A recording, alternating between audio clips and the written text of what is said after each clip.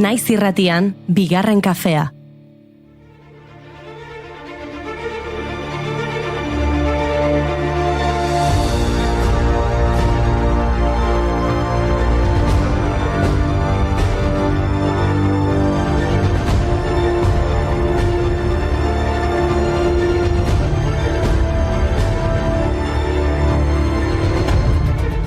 Egun eta ongi etorri bigarren kafera. Berotu gorputza, mugitu gerriak eta asbaitezen gaur apirilaren 29 dantzaren nazioarteko eguna da. 1982an dantzaren batzorde internazionalak, antzerkiaren institutu internazionalaren parte denak, Piotr Gusev dantzari errusiarraren eskaria seriotasunez hartzea erabaki zuen. Adierazpen artistikoak egun bat behartzuela argudiratzen zuen. Hizkuntza artistiko gisa duen papera eta pertsonak dantzaren artearen bidez bake eta diskidetasun idealetan batzeko duen garrantzia nabarmentzeko ospatzen da eguna. Muxuen ondartzan Notre Dameko plazan dantzan harimen balantzan Notre Dameko plazan galdetu esan ezkeratur zalantzan zenbat maite zaitudan dantzan Notre Dameko plazan. UNESCO apirilaren 29 aukeratu zuen data hau Jan Gogs Noverre dantzari frantziarraren jaiotza egunagatik ballet modernoaren sortzailea da. Urtero dantza munduko pertsona esanguratsu bat aukeratzen da, sektoreko erakunde eta profesionalei mezu bat bidaltzeko. 200 herrialde baino gehiagok parte hartzen dute. Aurten, Crystal Pite koreografo kanadiarrak izango da mezua helaraziko duena. Parte hartzea sustatzea eta dantzak eta arteak garrantzia mediatikoa lortzea ditu helburu egun honek. Ekitaldi handiak egin nahi dira kultura, politika eta geografia alde batera utzita. Tabu kulturalak, dantzarekiko arazo moralak, bat-bateko galerna, hasi da perreoa, herriko taberna. Dantza gaua, dantza gaua, dantza gaua, euskal jatzen egitaraua, dantza gaua, Baina dantzalde batera utziko dugu, aldi baterako. Gaurko egunez, 1937an, Estepan Urkiaga Lauaxeta atxilotu zuten frankistek. 1905an jaio zen Laukizen Euskal Pizkundeko kazetari eta poeta garrantzitsua izan zen. Eusko Gudarosteko prentsa arduraduna zen eta Georges Perniat guda kazetariari apirilaren 26an alemaniarrek eta italiarrek suntsitutako Gernikaren ondorioak erakustera zijoala atzeman zuten. Euskadiko gobernua beste preso batekin truka egiten saiatu zen arren, Gasteizko Hierriko hormaren aurka fusilatu zuten ekainaren 25ean, 32 urterekin. Goiz eder honetan erail behar nabe txindotu baten txintxa gozotan aukela, idatzi zuen. Dago arratsa Euskadiko lur gainean Amargazteren lerdenak Makia luzez bidian Este diorren didarra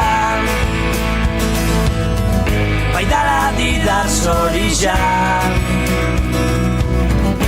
Aberri baten saminez Duri dabil herria Euskal Herritik atera gabe 2003ko apirilaren 29an udalbiltzako 8 kide atxilotu eta haren egoitzak ixteko agindu zuen Baltasar Garzon epaiak. Sumarioan 22 lagun auzipetu zituen dena eta zela argudiatuta. 19 udal hautetxiak eta 3 udalbiltzako langileak. 2011an guztiak absolbitu zituen Espainiako Auzitegi Nazionalak. Udalbiltza 1989ko iraiaren 18an sortu zen eta suetenean zegoenean, eta Euskal Indar politiko eta sozial abertzale gehienek Lizarra Garazi akordioa sinatu ondoren. Euskal Herriko 2000 hautetxe bildu zituen, udaletxeetako eta herriko etxeen eskuduntzak modu koordinatuan erabiltzea zuen helburu. Erakundeak laster jasan zuen abertzaleen arteko zatiketa. Udalbiltza bitan zatitu zenean, herri batasuna hurbileko Espainiako estatuaren eraso judizialpean egon zen 2003tik aurrera. 2013an udalbiltza berrantolatu zen.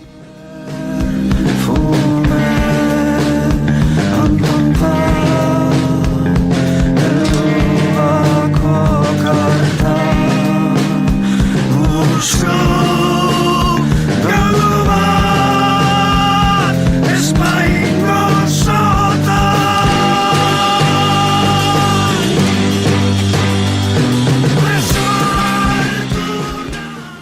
Atxilotze bidegabe ezari garela, gaurko egunez 1945ean soldadu estatu batuarrek Dachau konzentrazio esparrua eskatu zuten, Munich ondoan. Naziek eraikitako lehen konzentrazio esparrua izan zen. 1933ko martxoan ireki zuten, botere osoa emango zien dekretua onartu eta berehala. Kartzelan gainezko zituzten preso politikoak sartzeko sortu zuten. Baina berehala judutar, hijito, homosexual eta beste eraman zituzten ara. 200.000 presio izan zituen guztira, horietatik 51.500 hil zituzten, Dachaun 100 esperimentu mediku anker egin zituzten presoekin.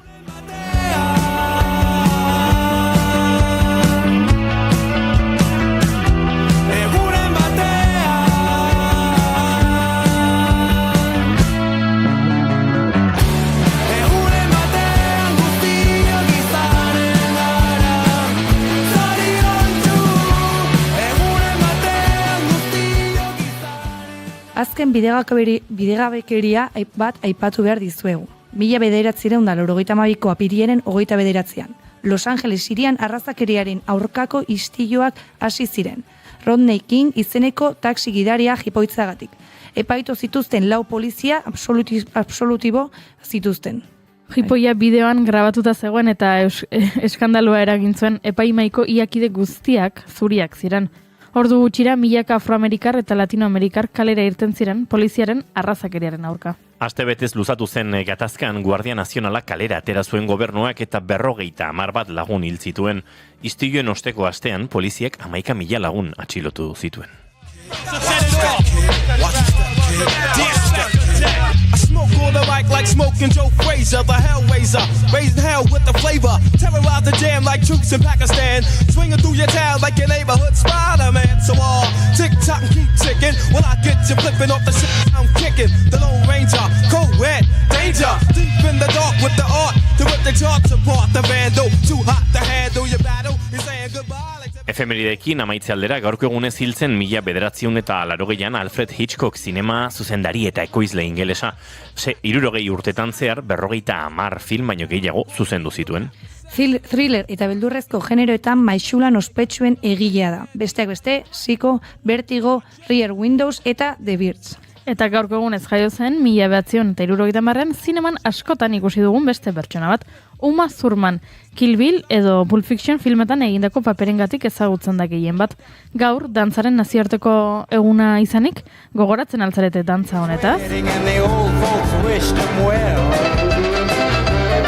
You could see that Pierre did truly love the mademoiselle. And now the young monsieur and madame have rung the chapel bell. C'est la vie, say the old folks, it goes to show you never can tell. They furnished off an apartment with a 2-room robot sale. Noski gogoratzen garela dantzaz, Goiuri, eta gaur dantzatu egin beharko dugu, baina horretarako musika behar dugu, Goiuri. Bueno, eta musika izango dugu, lasai, astazkena da. Delbal proiektua ezagutuko dugu elkarrizketa akustikoetan.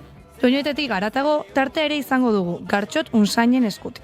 Marinela izate erabaki zuen gazte baten bizitza gertuagotik ezagutzeko aukera ere izango dugu, hasi 20.000 Beraz, orain bai, dantza egiteko moduan gaude. Entzuleok berotu orkatiak, belaunak eta aldaka kapirilak 29 ditu gaur eta asteazkena da. Ongi etorri guztioi bigarren kafera naiz irratian zarete eta guk dantzan naiz zaituztegu.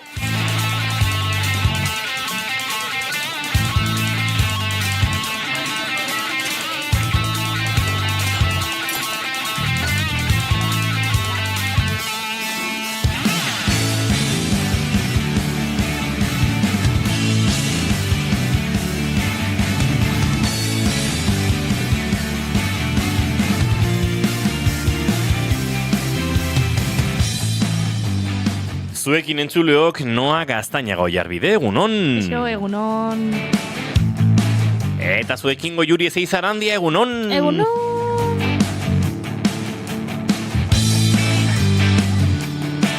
Izketan ari zeizuen hau, Inigo Asensio Elurbide gaur bigarren kafeak 1163 du, dagoeneko goizeko 10 eta 4 atzean ditugu apirilak, 29 ditu gaur eta gu 3 urrengo 2 orduetan, zuekin bat egiteko asmotan esandakoa, ongi etorri guztioi. Naiz irratian zarete, bigarren kafean.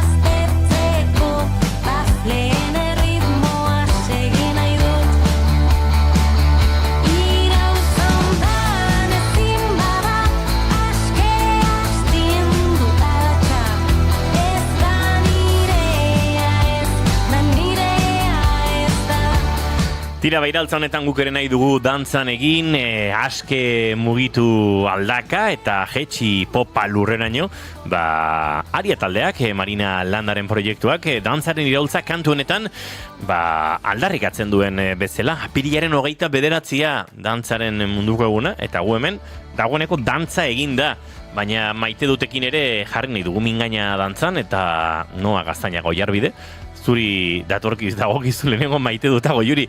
Ikustera loztu zorpegi jartzen ari den Noa. Ez du nahi. Ez du nahi. Ez, honek ez horrela funtzionatzen, Nik azkarik hasi duen, baloia kanpora eta. Ez zuri dago. Ona, maite dutak prestatuta etorri behar dira. Bai, pixka pentsatzen baiet. Uste baia zuek. Gai, lasai, entzuleok, tartetxoa tartzeragoa, zuek jarraitu entzuten beste dozein irratiek, aldatu katea, lasai, Juan entzutera kope, adibidez. Ni Goiurena entzun, ni inspiratzeko. Jimenez Los Santosek jarraitzen du kopen? Lehenengoan reel batean agertu zitzaidan, eta ikusi nuen Jimenez Los Santos sasi ezkertiar. Zu badakizu Jimenez Los Santos komunista hasi zela, ezta? Gazteago pentsatzen nuen. Ez, Jimenez Los Santos mugimendu komunistan hasi zen. Neko buelta ematen ditu bizitzak. Baina jarraitzen du noski. Baina boxeko... Federikoren goizak izeneko saioarekin. Boxi gogor ematen ari zen, nolait migranteak defendituz ari zen box kritikatzen. Federico Jimenez Los Santos entzuleok, Suspiros de Espainiarekin irratsaioa abiatzen zuen garai batean. Gizon hau ez dut nire bizitzan nahi. Eta gizon honi ari gara eskaintzen minutu gehiagi. Ze minutu bakar bat, jada, gehiagi. Ez, orain ezkertiarra dela. Bai, zera. Bertino Osborne ere bai. Feminista. Bertino Osborne feminista. Bueno, mesedez,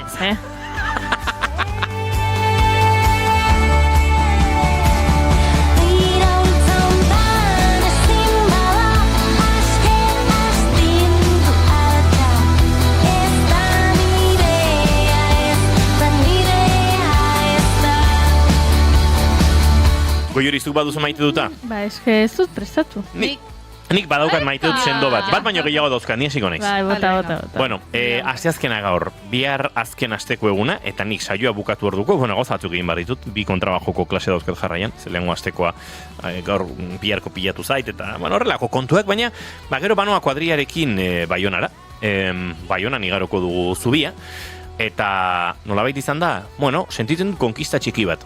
Ze joan den urtean, 40. urte muga genuen, 40 urte betetzen genituen kuadrian, denak urtekoak gara, eta Tenerifera joan ginean, aste betez, argirik gabe geratu zen Europa, mundua esan behar nuen, bueno, Europa zati bat, baina irgletan argindarra zegoen, eta gogoan dut nio porretan nengoela, baina lanean jarri duela goiurik segituan, nikan interneta, portatila, gure zerbitzariari sarbidea, dena neukan, eta hemen, ez, beraz, egokitu zedan lan pixkat egitea besterik gabe, baina kuadriarekin oso gustora egon ginen, eta oso ikoa zen guretzat maiatzeko zubian bidaiatzea, gerora iritsi ziren, despedida de soltero delako horiek, eta bueno, hor kokatu genituen, gerora ezkontzak amaitu ziren neurri batean, pandemia iritsi zen, eta egon ginen urte batzuk bidaiatu gabe. Eta joan den urteko giro hori harrapatuta, aurten ere esanien naizue, igual aste bete gehiagitxu izango da, etxean txikiak dituzuen ontzat, eta horrelako kontuentzat, baina eskapadatxo bat iruzpalo begunekoa egingo dugu, eta haizu, 9-10 elkartuko gara. Osondo. Kuadrian 15 gara, bat atzerrian bizi da, beste bik oso metxikia dauzkate, beste bitaz egia esan ez dut, espero bidai batera etortzea, beraz. Nahiko ez da egite, pleno esango dugu, egin dugula. Galdera badaukat. Bai. Hasi dira dibortzioak? Ez, eta estadistikoki bazegokigun, ja. Bai, ze... Baina estadistikoki homosexual bat kuadrian eukitzea bazegokigun, eta ez da gertu. Ez da agertu, ez dago ez da agertu. Ez, sasi bisexualen batak aso hor bueltaka, baina ez da egit. Estadistikak horrela dira, ez dago dibortziorik kuadrian. Dirudun bat ere? Estadistikoki... Diruduna, bueno, ondo dijoak ionik, badago. Badago, oso ondo. Tekitze gehiago. Gehiago nahi dazo galdetu. Ez pentsatzera nintzen. Ekonomia pixkatu ruti harrapatzait. Etorriko da, segituan, Konturatzerako hasiko dira, ezkontzak, gero umeak... Estatistikoki, maratoiak egiten dituen norbait badago? Bere, noski. Estraba. Egon behar du. Zuri han fondoko kristal hori, atzo, 2 ordutan, etorri, jaso, eta konponduta ekarri zuenak, horrek maratoiak ere korritzen ditu. Eta 3 txiki zaindu, bere maztearekin, baino aita arduratxu izan da, eta, bai, ondo moldatzen dira. Ondo. Hori, bagoaz kuadriakoak, eta nik piragoa plan bat sartu diet hortartean. Zen ere kuadrian, garai batean, duela urte batzuk egin zuten Menorkako buelta piragoan, eta nik ezin izan nuen jun, garai hartan udaran lan egiten nolako, speaker bezala Arraun Liga orkesten nuen, Euskolabel Liga, urte askotan, ez da 12 urtez edo egin nuen Euskolabel, hasiera batean San Miguel eta gero Euskolabel, eta gero Euskotren nesketan, eta izan zen Arraun Liga. Eta asteburu horretan 2 estropada genituen, eta ezin izan nuen joan, eta beti gauz horrekin gero ni piraguan topi biltzen hasi nintzen, eta nire plan asko horren inguruan egiten, eta orduan esan naizue. Baionatik Erromardirako tartetxo egin bar dugu, bide batez badelako niri Euskal Kosta osatzeko faltazean zatitxoa. Beraz, hori ingo dugu, eta hor ere, 9 piraguan animatuta, 10 bat hor dantzan dabil, egunen batean suelto datorrela, eta etorrikote den, eta, poza ematen dit, eta are poz gehiago ematen dit, esan dira, eta larun batean borobiltzeko, gero, gaztetxera joango gara, ze kontzerturen bat egongo da. Eta egon badago, eta gainera gure lagun baten kontzertua, Goiuri. Entzuten ari garen... Ez da Maia Miranda izan ziteken, Pentsatu, gure lagun bat, lagun asko hauzkago. Ez, baina Bolero de Plata honen ostean nik deskubrituko diet, musikalki zein den kantua, baina asmatu behar duzu. Esango izut, pista bat emango izut. Gure laguna da, 2. kafean entrevista akustikoetan egon da. Durangoko azokako edizioren bateko ezinbesteko pertsonaia izan zen. Eki Lambert. Eske ze hona zean, tio.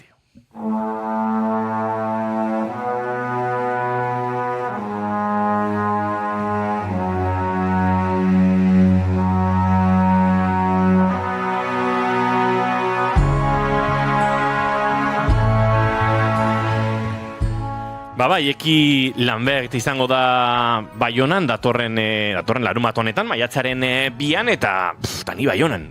Iruditu zait plan zoragarri bat. Piraguan kuadriakoek nahiko lituzketenak, baina ordu gehiago egin arraunean, eta ondoren kontzertu eta parranda, hori da martxa.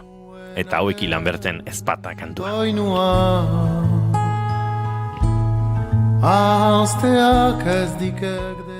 Noa, zein da zure maite duta? Nik maite dut, eta hoen dela gutxi, atzo, adibidez, inun arroz esnea, etxen, Epa. Zenei pila gustatzen zait, bueno, ez dakit, noiz esan ez dut, baina sukaldatzea bastante Ah, gustatzen bai? zait. Eta bain, gaina pentsatu eta esangoen maite dut hau, ze, klaro, ez ditu eta zargarri. Eta orduan pentsatu igual pixkat itxusia. Eta justo gaina bain barkatu, Imanolei leheno komentatu jo, ze hasi zait esaten gozea zeukala, ez dakitetan, ai, bida, benetan arroz esne batek arri bar nizula, baina azten zait, ze nire etxen ja ez da gehatzen. Baina beste bateako, ikarriko dizuet. Eta hoi, ni beti izate eta diez, justo gaur, apiriako goita behatzen, kuadriako baten urte dira, eta nik eman nion bere postre guztokona arrozesnea, eta arrozesne taper nahiko handi bat eman diot. Eta ni beti izatet, ze kuadriakok beti iteute txantxaba, ez naizela baite pertsona maitakorra, nola bat izatearen. Ados, pixkat hotza zarela. Fizikoki igual pixka bai. Fizikoki hotza zara. Hoi da, ez zai gustatzen asko, bai igual. Besarkatzea eta olako gozak. Nik beti esatien ere maitasuna erakusteko modua hoi dala, sukaldatzen dolako gozak. Ta hoi, azken aldi noan gaina etxea bueltatu naizela, kanpon ikasita gero, nire guraso ite izkiet baita bastante goza sukaldatze izkiet. Ta hoi zan, egun baten, karriko izuet, ez dut euki aukera oin gozek hartzeko aurreko nekarri ziguten bezala bizkotxoa, baina bueno, karriko izuet urrengon nahi zuena. Bai. Baina emozionatu gabe, ikasten nago, pixkanaka. Gazten ari zean, aizu. Lentejak super ondo atzaizkit. Lenteja kazuelatxo bat, nahi duzunen. Risotoa baita. Risoto bat, igual ekartzeko errexago. Baita. Goiuri zeiz Arandia, zure maite duta entzun nahi dut, bixi gainera, eta aurrera egin behar dugu. Azkar. Zai, june ate joka daukagu. Bale, barkatu. Azkar, esango dizut, oraintxe bertan, zu kontatzen ari zinenen, no ari zenean kontatzen kozinatzea gustatu zaiola, bizilaguna etorri dela ate joka, gutun bat zuelako guretzat. Gutuna bera, edukia, ez zait gustatzen, baina gustatzen zait, auzoan ezagutzen gaituztela, eta orduan, jaso dutenean bizilagun honek, gutun hau jaso duenean, zekiela nora etorri behartzuen, eta etorri dela esatera, aizue, hau zuena da, eta gustatzen zait, ezagutzea, alboko etxean bizi den jendea, ezagutzea alboko dendetan norke egiten duen lan, naiz eta tamalez, duela gutxi itxi zuten hemen ondoko denda bat, parekoak mugitu egin dira pixka bat, metro batzuk mugitu egin dira, eta orduan, aldaketak auzoan, baina gustatzen zait, ezagutzea, zein ibiltzen den hemen egunero lanean. Nire ere bai, eta egia esan, bizilagun giro horretan, eta uste dut ez batzuk esan diatelako, bizilagunei ere poza ematen diela, ez dakit, alako mugimendu eta saltza sortzen duen zerbait etxea ondoan inguruan eukitzea, baten ikusten dut. Bizilagun espeziala gara. Egunean zehar, xarma ematen diogu kaleari gauetan, ez da inor egoten exilik egoten dago. Baten igual ni piano jotzen baina. Ez da egia. Eki Lamberten Spat ari gara entzuten inbasioak bere lanetik, eta Durangoko 2008ko azoko hortan ederki bili ginen, ziburuko liburu eta disko azokan ere aritu ginen elkarrekin, esan ezinekin eta estanda elkar banatzen, eta oso gertuko sentitzen dugun tipoa, eta benetan kantakera eta sorkuntza gaitasun oso berezia duena. Horrengo segunduak berarekin, eta segituan June Romatet, guretzat prestatu duen entrevista luze eta mamitsu bati leku eginez.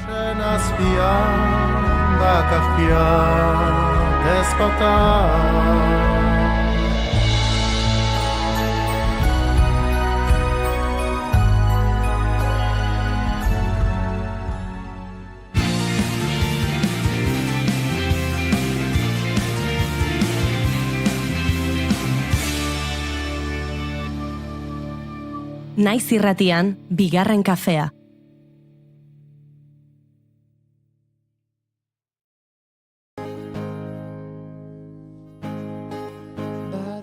Badira urte batzuk, batxilergoa amaitu eta selektibitatea egitea ia beharrezkotzat dugula gehienok. Hor lortzen den emaitzaren arabera, ikasi nahi duguna aukeratu eta 4 bat urte edo gehiago pasatzen ditugu hori ikasten. Ondoren lanean hasi eta 18 urterekin aukeratutako bideari jarraitu behar izaten diogu aurrera, edo ez. Hasi 20.000-ek bere momentuan soziologia ikastea hautatu zuen. Karrera amaitu eta masterra egitea erabaki zuen. Baina momentu batean autu horri erabateko buelta eman eta itsasoratzea erabaki zuen.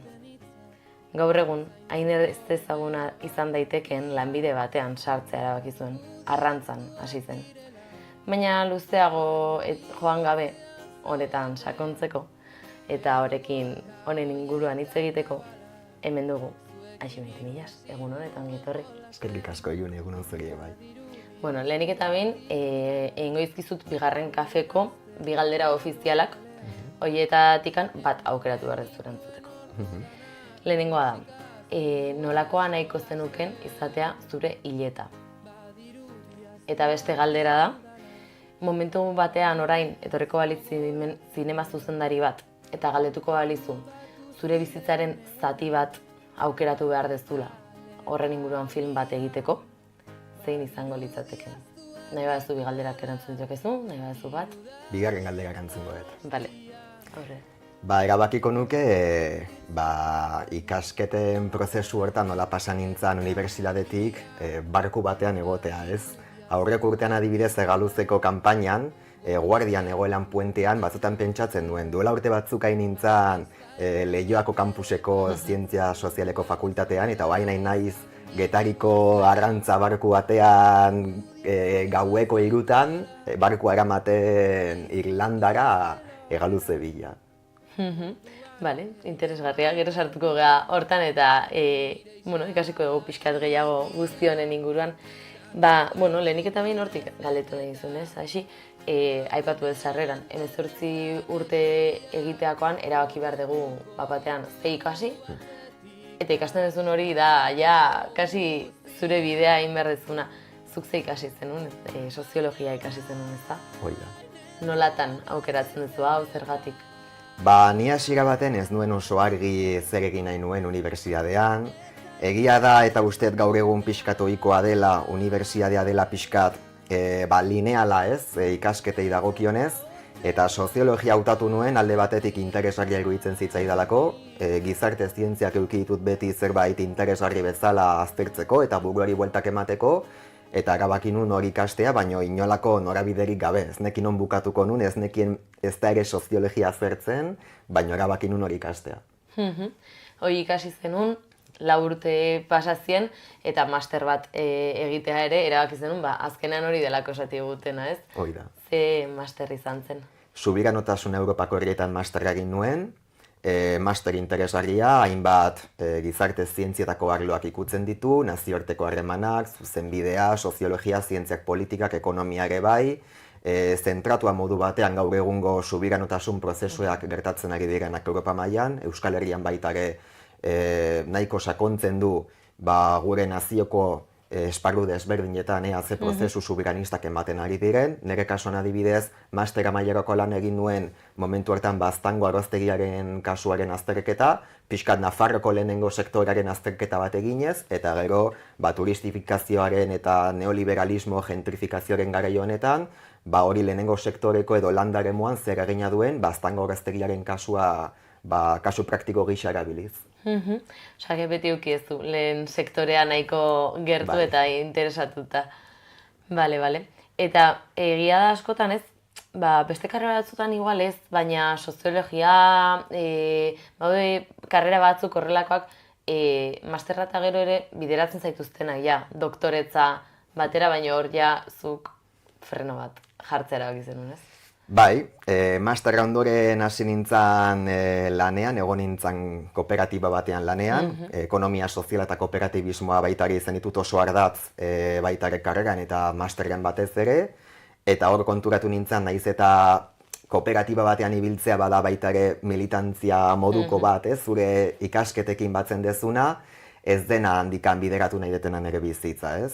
Nei txikitatik beti gustatu izan zait itsasoa, txikitatik beti itsasoa, barkuak, ez? Gurasoekin txikitan joaten nintzanean portu bat ikustea, beti barkuekin, eta egontzen momentu bat, non erabaki behar izan nuen, edo hemendikan jarraitu zoriontsu izan gabe, edo kostaldean bizita. Itsas eskola gertu eukita, pausu bat ematea, kriston aldaketa bat ematean ere bizitzen, eta nire ametsa betetzea.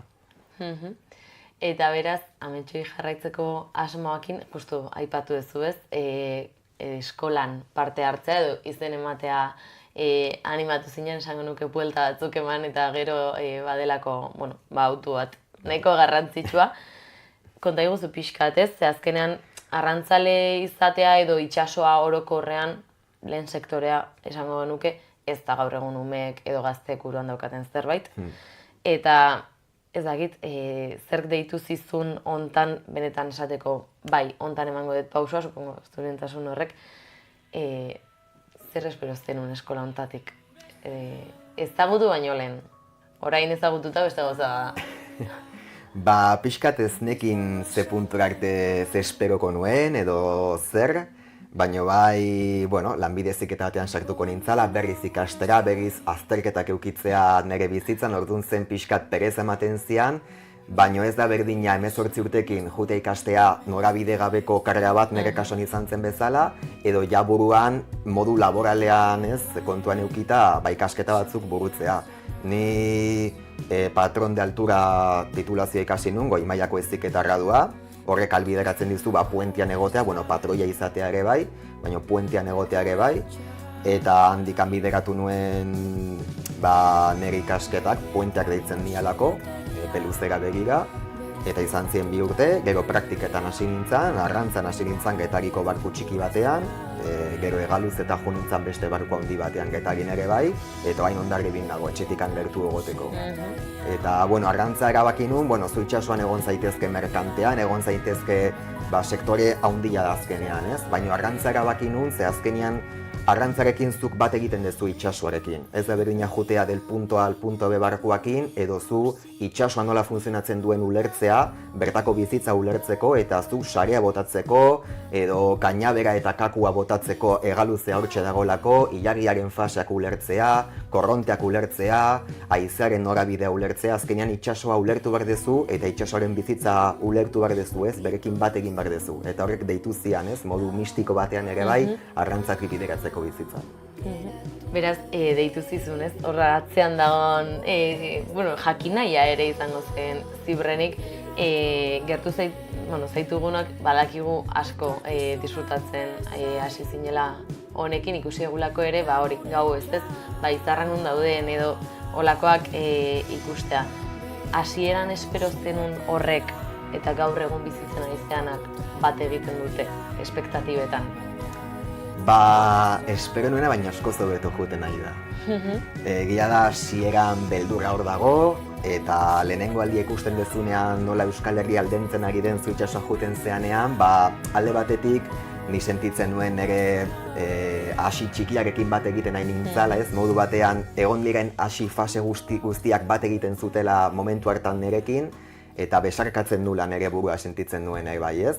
Baina horrekin batera beldurra. Ea zer gertatuko zen, non sartu nintzen, azkenean 37 metroko txalupa batean edo baporia deitzen dioten bezala Bermeon sartzen nahi nintzen, eta ez nekin zespero nun, nintzen inoiz Hegaluzetan egon, teoria banekien, baina gero praktikan beste lan fisikoa da azkenean ere bai, ez? Eta kriston esperientzia ona izan zen, asko disfrutatu nuen, eta aurten gogotxo hartu dut kasu honetan Hondarribiko barkuan dagoela. Bale, aipatu ditugu ez, puntu ezberdinak, eskola, tal, pixkat eskematizatuko dugu edo azaltzeko ondo jendeari, entzuten ari den jende honi, agian horbaiti pizten zaiolako gogoa ez.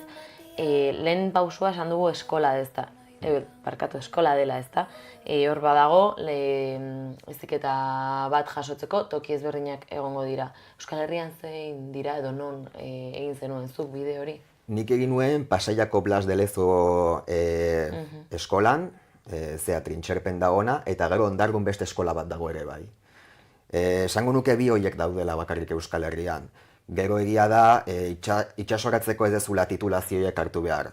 Titulazioek dira modu batean baita ere itsasoan mekanizazio bat egon dela, lanaren mekanizazioa edo espezializazioa ere bai, orduan gero ez da titulazio gehiok exijitzen dira, eta beharrezkoa da olako titulak eukitzea ez, baina bestela zu itsasoratzeko arrantzale bezala egoteko, kurtsillo bat inbar dezu, dela marinero peskador titula ateatzeko, dela bizitza osorako ez dezurra nobatu behar, eta gero atea behar dezu formazion basika ditzen zaio titulazioa, hor bai jasotzen dezula segurtasunari dagokionez ezagutza basiko batzuk, segurtasuna bai osasunari dagokionez sanidaz, bai basuak extingitzeko, eta ezagutza bat pixkat puntuala dena modu basiko batean zu jasotzeko, eta hori da kursillo bat egiten dezuna pare bat hilabetez, eta horrekin atea zaitezke itsasora, ez du titulazio, patroiaren titulazioa behar edo mekanikoarena, hori da, ardura batzu jasotzeko barkuan. Bale, aurrera pausuak edo eman izateko, eta beraz, itsasoratzen den orok, badauka kurtsillo hau ikasteko, gero suposatzen dut itsasoak ere erakutsiko duela asko, ez da? Lehen irtera hori nolakoa izan zen zuretzat, esan dezu ez, Euskal Herritik pixkat urruntzen, baina nolakoa da egunerakotasun bat itsasontzi batean? Bueno, goatzen naiz, hasi nintzanean lehenengo barkoan juntatorri egiten duen egunero. Getariko bi aizpak barkoan egon nintzen, hori trasmaioa juten da, eta hor goizeko 4 atea, eta txaldeko ordu batetan jamen zaude. Orduan desberdina zen, baino hori da hasi nintzen barkoan, eta hor asko ikasi nuen, eta oso gustora egon nintzen. Gero pasan nintzanean Getarian Mater bi barkura, hor bai bazela egunerokotasuna, zirela 15 eguneko mareak, 8-15 artean, eta hor, lehenengo egunak zien pixkat, sentitzen dezu non sartu nahi, molestatzen nahi naizen, zer egin behar da, observatzen dezu jendeari, gogotsu baldin bazaude ikasiko dezu, nudoak egiten ere bai, oso garrantzitsua da, edozein momentuan nudo bat egin beharko dezu, eta gero pixkat faktore guztiak ikasten, ez? Gure kasuan kainabera eta kakoak egiten dugu hegaluzearen zeharrantza, hortako biberoak ditugu, bibero hietan ura sartzen da, eta hor gero sareakin gauean, hartzen dugu karnata, antxoa izan leike, sardina izan leike, parrotxa edo pelikatua, eta biberoak betetzen dugu karnata horrekin. Eta egunerokotasunan karnata mantendu behar da, karnata zaindu, gero baita ere bakoitzak bere postua daka, baina pixka denetarik ezagutu behar da.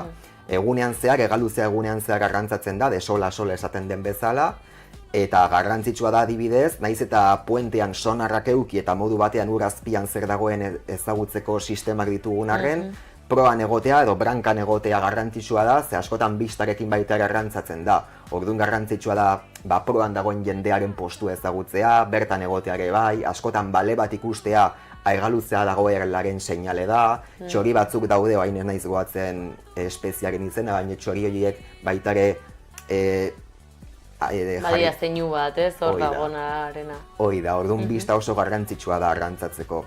Orduan hasieran esate duzu, zer gertatzen ari da hemen, baina gero galdetzen eta egunerokotasuna mantentzen ikasten dezu nola den ofizioa. Eta egongo dira, seguruna ez, itxaroteko momentuak, zuena itxasoan, ezer bistan, eta ezer egitekorik ematen duena behintzat ez daukazula nolakoa dira momentu horiek. Suposatut hasieran igual tensio gehiago, gero lasaitasuna dela.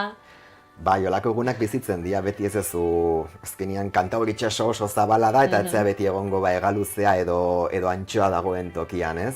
Orduan bilatzen nahi dien bitartean, gu jarraitzen dugu proban beti aurkitu daiteke edo bazpa ere egon, eta bitartean goatzen nahi sukaldariari laguntzen genion sukaldatzen edo patatak mozten edo zeu zer egiten edo kainaberaren amua ea ondo zegon pita eta bar ikusten, zeu zer egiten, gure artean hitz egiten, zeu zer egiten dezu. Eta ortodeten arrantzalen pixat gehiago sartu nahi dut egoeraren baitan edo arrantzaren sektorean, ze suposatzen dut gehiengoak gizonezkoak zaretela ez esategatik 100% edo 100%, ez da? Bai. Nola dago gaur egun arrantzan sektorea, bai genero aldetik eta bai suposatzen dut ere, da nire suposizio bat, migrante asko egongo direla lanean, ez da? Bai, migrante egin dagokionez, senegaldarrak egoten dira barkoan, gehien bat migrante gehienak senegaldarrak dira, eta normalean barku bakoitzeko tripulazioaren erdia, legi 16-tik 8 gutxi gora bera, senegaldarrak dira, beraien titulazioa izaten da, lehen aipatu detena titulazio basikoa, marinero peskador titulazioa, kubierta zagutzen dute oso ondo, badakite arrantzale izugarriak dira, laguntzen dute gaineni asko ikasiet beraien partetik, bai kubiertan, bai neberan arraia sartzen, deskargan asko ikasi dut beraien partetik, lagunak egin ditut ere bai itsasoan, migranteak zienak, beraien hizkuntza, seref hizkuntza baita ere hitz batzuk ezagutu ditut, eta egia da oso langile onak diena.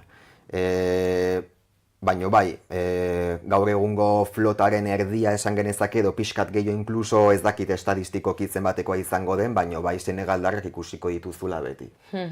Soziologoa izan da, seguruna ez, horreukiko duzu bueltak emateko denbora eta emango zenion horri buelta bat, ze gaur egun, esan dugu, geroz eta gazte gutxiago nahi dutelen sektoran lan egin, nola ikusten dezuzuk puntu horretatik egoera? Bueno, ni egon naizen barkoetan gazteena izan naiz. Orain baita ere Hondarribiko Txingudi barkoan nago eta gazteena naiz ere. Bestiak ni baino urte gehiago dituzte. Orduan bai nabaria dela, bai dago modu batean pesimismo bat, aipatzen dela askotan, esto se está acabando. Edo Getaien esaten ziaten, vais a quedar muy pocos. Gero ez da barako gehiago salmentan daude, ez dago erosteko alde ekonomikotik, ez da jendearen partetik ez dago erosteko biderik, eta orduan gertatzen da, patroiak jubilatzen dienean, barkoa saltzen dute ez dagoelako releborik. Orduan bai pixkat pesimismo bat bai dagoela ikusten, edo aurrek ikusten delako, nekazaritzan gertatu daitekeen bezala, gainbera bat egon dela azkenek urteetan, eta amaitzen ari dela, edo ez dakit nik esango nuke beste fase batean sartuko dela, ez nuke esango amaituko denik, ze nik uste ez dago herrialderik lehenengo sektore gabe bizi daitekeenik, esango nuke ez. Beraz, modu batera edo bestera aldaketa bat eman behar zaio, aldaketa hori esan genezake alde batetik bai administrazio publikoek lanketa bat behar dutela aldaketa hori emateko, baina bestalde baitaren ikuste gaur egungo arrantzale gaztek badakagula ardura txiki bat edo transmititzeko jendeari ofizio hau existitzen dela, ofizio polita dela, pertsonak normalak gehala, eta gaudela burutik jota ez da ezer, hau gustoko degula, hau maitatzen degula, eta pixkat bigarren kafea bezalako saioetan transmititzea jendeari beharrezkoa dela jendea itsasoan egotea. Eta bizi daitekeela itsasoan, arazorik gabe. Ze guzti honekin ere, badago ez, beste refleksio bat ez, ona ekartzen duzuen arrain guzti hau, lan eginda eta gero guk kontsumitu nahi dugu, eta gu gara lehen erosle horiek prezioak ere suposatzen dut gora egingo dutela, geroz eta langile gutxiago egonda edo zailtasun horiek egongo dira, ez da, olako aldaketak agian. Bai, prezioena faktore desberdinak parte hartzen dute prezioan. Alde batetik da kanpoko ezaugarriak direla oferta del ley de mercado, oferta y demanda, eta gero bestalde baita ere gu saiatzen gea beti antxoaren kanpainan kajak betetzen kilo eksakto batzutara, antxoaren tamaina eragina izugarria daka prezioan, geroz eta antxoa txikiagoa ordun eta zailago prezioan bat eukitzeko, geroz eta barku gehiago sartu portu batean, orduan, por ley de oferta y demanda, prezioa jeisten jungo da, ez da berdina lehenengoa sartzea saltzea edo azkenekoa izatea. Askotan prezioaren desberdintasuna handia izaten da. Orduan, kontuan hartu behar da, nahiz eta geroz eta barku gutxi egon, gaur egungo sareak askoz handiagoak dira. Erabiltzen ari garen sareak gu, mata honberez egiten den sarea, ze kriston paino handiak dakate, kriston sarea handiak dira.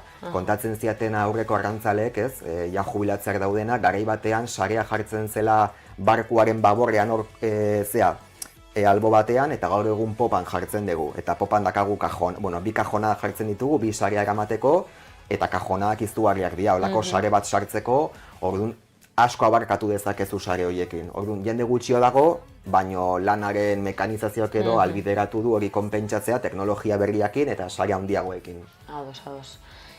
Bestaldere, aipatu dugula prezioen asuntoa ez, ikusi dezakegu, zure sareetan ikusi ditugu agian batzuek gertukoek salaketaren bat edo beste egin duzula ez, batzuek ze preziotan saltzen den arraina, zuek egindako lan guztia eta gero, ez zuek ze preziotan saltzen duzuen, eta gerora guk nola erosten dugun, hori bada ere asunto nahiko potentea lehen sektorearen munduan. Bai, hori desberdintasun hori azkenean merkatuaren logikan sartzen da, gu prezio batea saltzen dugu, prezio baxuak izaten dira, konparatzen badegu gero supermerkatutan ze prezietan aurkitu dezakezu antxoa edo egaluzea, edo egaluzearen bentreska bakarrik zenbatea dagoen kiloa, Hor azkenian merkatuaren logikak jolasten du eta azkenian arraia erosten digutenek bilatzen dutena da etekin ekonomikoa, ez? Hor azkenian dirua dago jokuan eta lehen sektorean bai lehorrean edo itsasoan gertatzen den bezala beti dira langileak, ez? Edo lehenengo sektoreko langileak azkenian ordaindu behar dugunok merkatuaren logikaren justizia falta hori edo esan genezake. Prezioen eta asunto guztio pixkat alde batera utzita bai berriro hasi bideratu nahiko nukela zuen bizitzeko moduaren ingurura. Ez dugu esan, baina 28 urte dituzu? Azaroan ingo ditu 28 dituzu aurten hori da.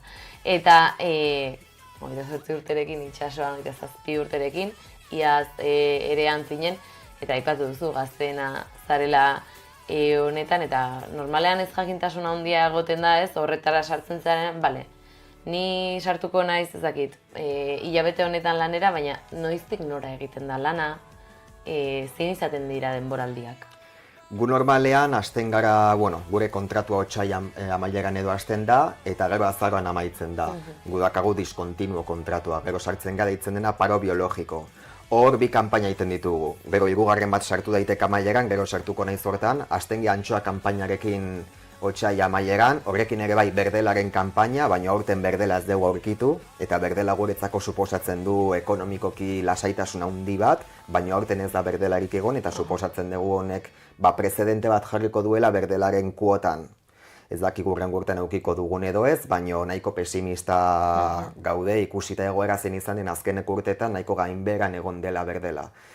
Bestela antxoaren kanpainan hasten gea, hori udaberriaren kanpaina da, antxoa normalean gauez arrantzatzen dugu hobeto egunez baino, batzutan egunez bastante desente arrantzatu dezakezu, goizeko 10:00 aurre arrantzatu dezakezu hori bai astelenetan hasita, eta ardora deitzen zaio, ez?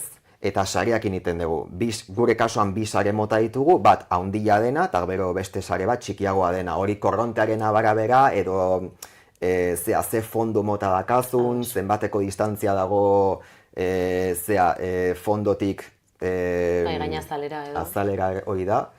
Eta hor patroiak erabakitzen du. Aldatu sarea, beste sarea jarri eta bar.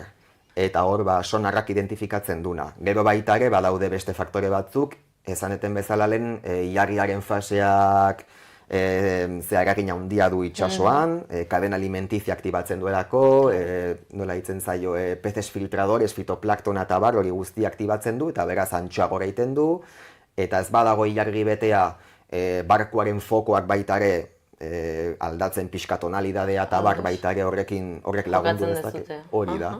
Eta batzutan baita ere, aurreko urtean askotan egiten genuen hau, eta egiten dute baroko guztiek, dakagu bote bat, boteak bere fokoak ditu, eta hor botero egiten zaion pertsona tateatzen da, eta botearekin, barkoaren ondoan, bere fokoekin jartzen da, eta sonarrean ikusten denean igotzen dela antxoa, bum, listos, harria eta sarea botatzen dugu. Orduan pixkat jokatzen dugu baita ere ulertuz arraiaren bizitzeko modua, ez? Hori izaten da, lehenengo irtera edo nola ditzen zaio barkatu? Bai, antxoaren kanpaina. Bai, antxoaren kanpaina. Eta hurrengo kanpaina zein izaten da, jarraian joaten da? Hoi da, bai, egaluzaren kanpaina. Ja, kaina erdian edo hasten da egaluzaren kanpaina, eta hor bai aldatzen dela. Ze antxoan da, astelenetik ostiralera. Asteburutan etxean zaude. Baina egaluzaren kanpainan igual zaude 8 egunetatik 15 egunea. 18, 19 egun gehienez.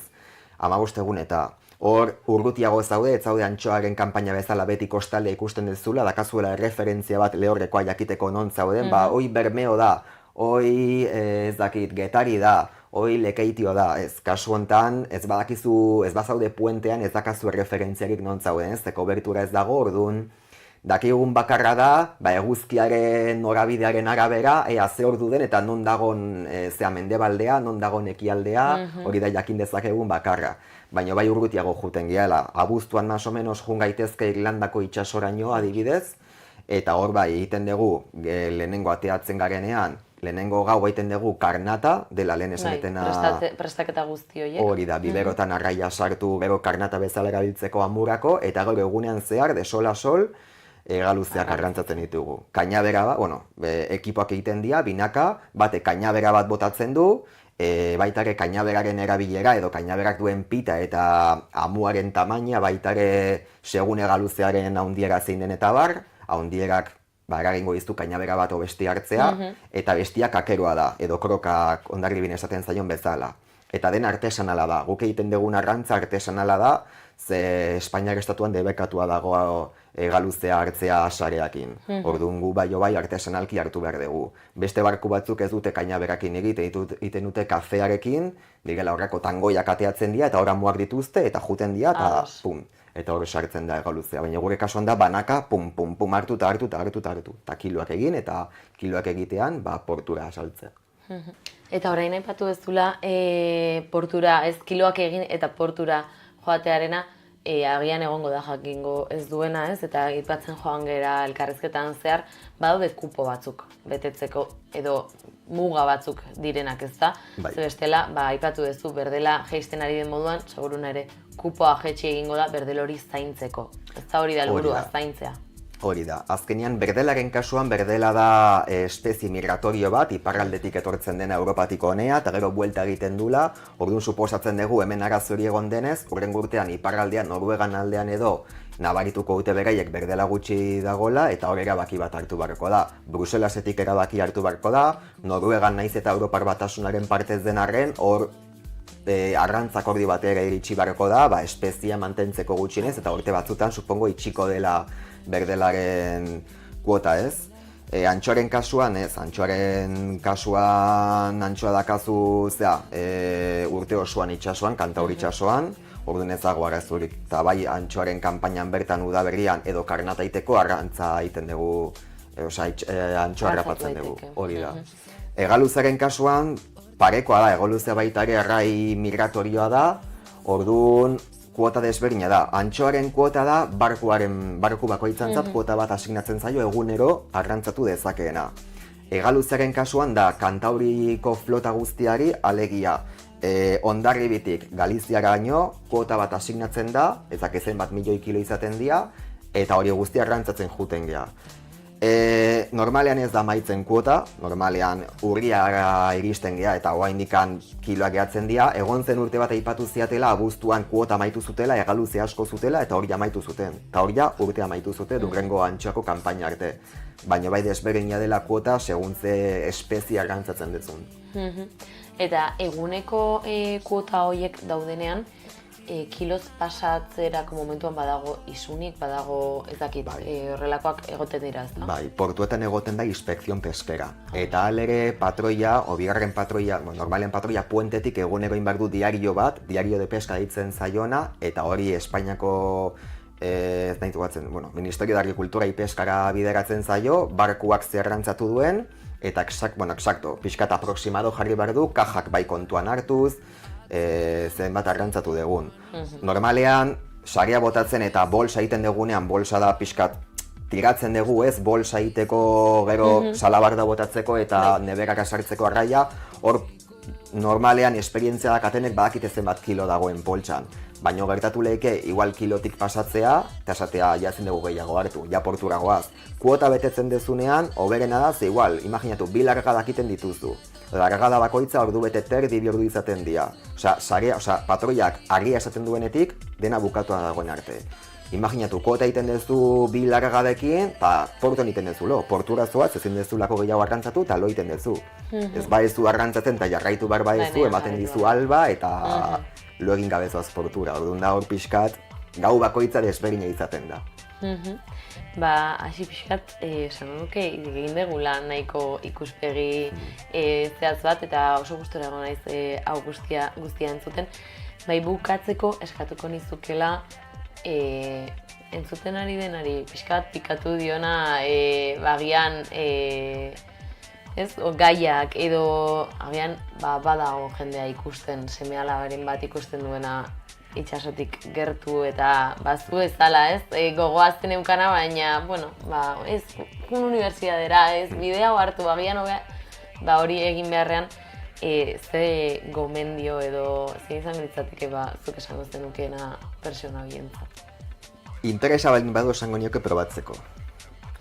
bizitza luzea da eta probatzeko beti denbora dago. Osa, ni unibertsitatean egon nintzen, karreatean nun, masterratean nun, eta hain hemen nago. Eta 27 urte ditut bakarriko haindikan, barkuko gazteena naiz. Beraz, interesa duena eta benetan probatu nahi duena esango nioke jun eta egin, benetan, probatu. Osa, lan polita da eta altzaizu gustatu, eta ez gustatzen ez da zer gertatzen. Ez dezu beti ez dianan emango lehenengoan. Beraz, nik gomendatuko nuke probatzea. Eskerrik asko aixi agurtzea kontatzeagatik eta zorte hon itxasuan. Eskerrik asko zuei.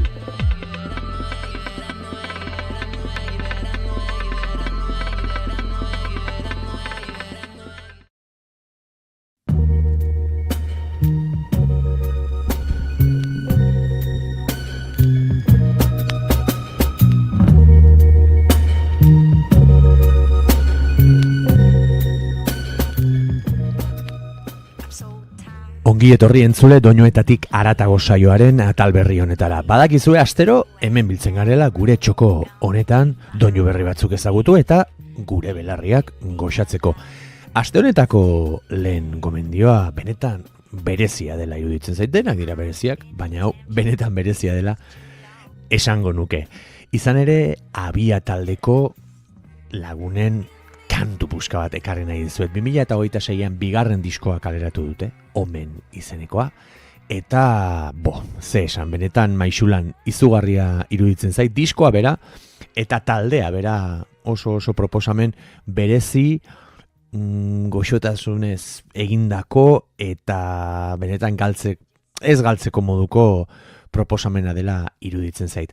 Amaia Iriartek jotzen du txeloa eta kantuan aritzen da, Elena Irak biola, kantuan ere aritzen da, Maia Iribarnek biolina jotzen du, hau ere kantuan ibiltzen da, eta Maiana Agerrek biolina jotzen du ere, eta kantuan aritzen dira. Beraz, ezagutzen ez badituzue, ikusiko zenuten, laua hotz direla, eta esango nuke hori dela soken erabileraz gain, nola ez, Abia taldearen berezitasun handiena. Herri kanta jorratzen dute, folklorea hitz peligrosoa da, baina euren proposamenak hori du ardatzen ere ustez, ahotsen jolas hori harmonia eta benetan soken mundu berezi hori. Izugarrizko taldea da, berriz diot, zuzenean ikusteko aukerare izan nuen, eta benetan ezagutzen ez duenarentzat, entzun zazue 2026an kaleratu duten Omen disko puska eta gustoko baituzue, Animalia naiz eta izenekoa ere bai, 2021an kaleratu zutena. Abia talde puska, aste honetako lehen gomendioa. Hemen duzue Intxauspeko alaba izeneko kantua.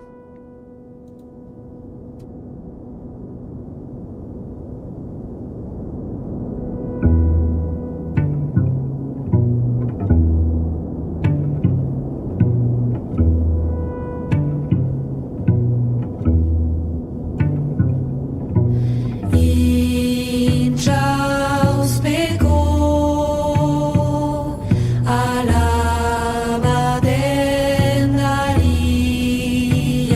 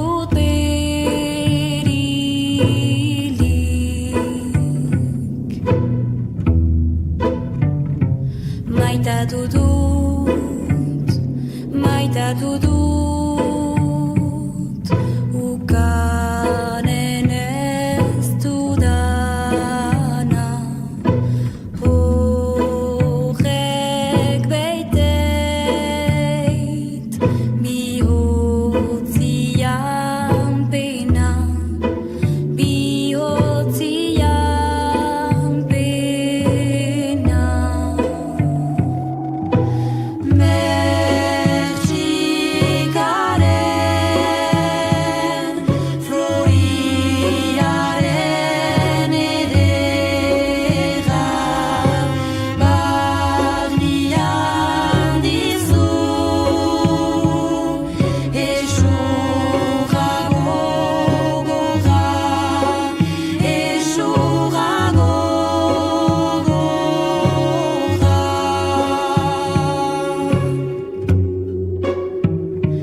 Gaztianiz, gaztianiz, baietar hori usa, ez dut galtzen, zure esperantza, zure esperantza.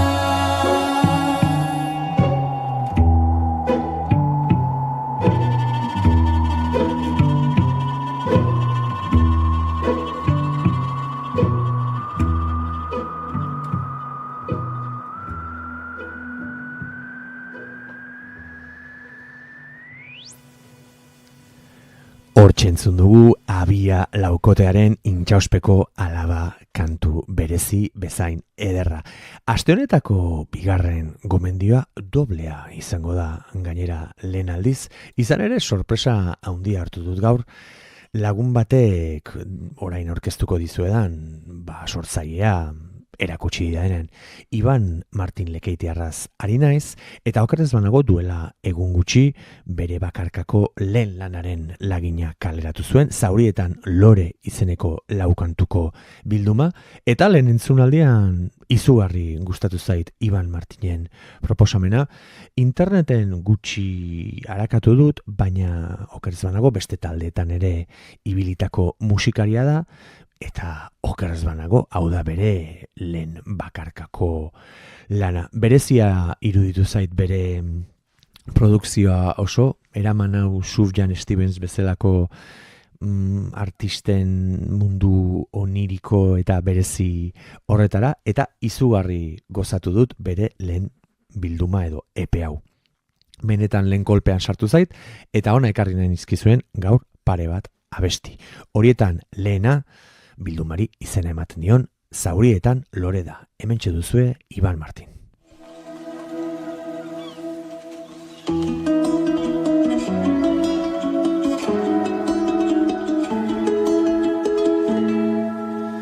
Bidea zure eskutik astea, itzik abelka ulertzea.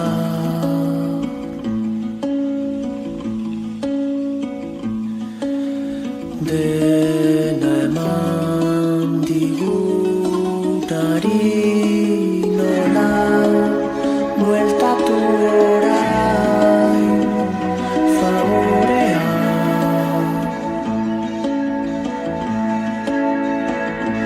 Badabil Zaurietan aziren lore bat malkota idatzia hartzazu kantua.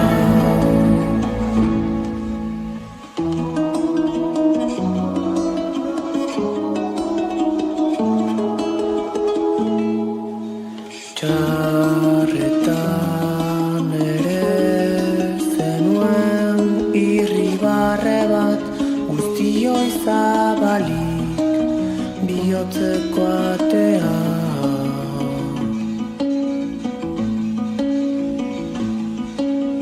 Zure isla eta nigan betiko izango gara elkarren zaleak.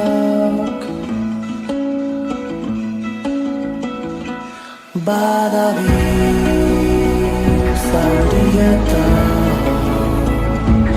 aziren lore bat malkotan idatzia hartzazu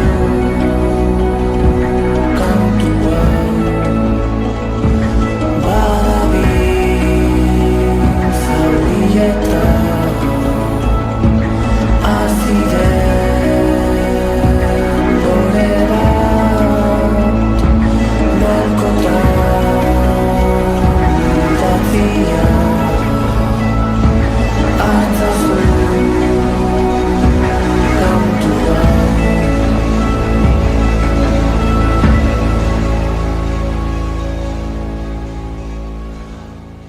Hortzentzun dugu Iban Martinen bildumari izena ematen dion Zaurietan lore kantua, eta gustatu bazaizue oraintxe bigarren kantu bat. Honen izena Zuen altzoan.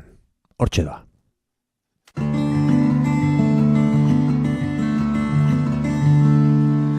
Bada hemen norbait inoiz izan dena, izotzak urtzen dituen izpileunen pea. Urbildu zaitez horra gertu duzunean, ez bilatu beste inon heldu zarenean.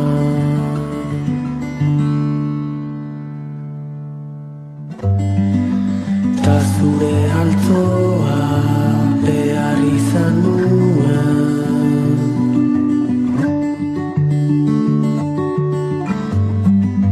eriden bihotza malko zustuteko.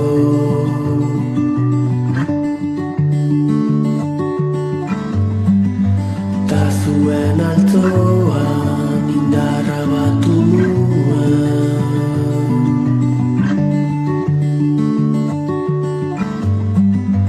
malko hauek guztiak kantu bihurtzeko.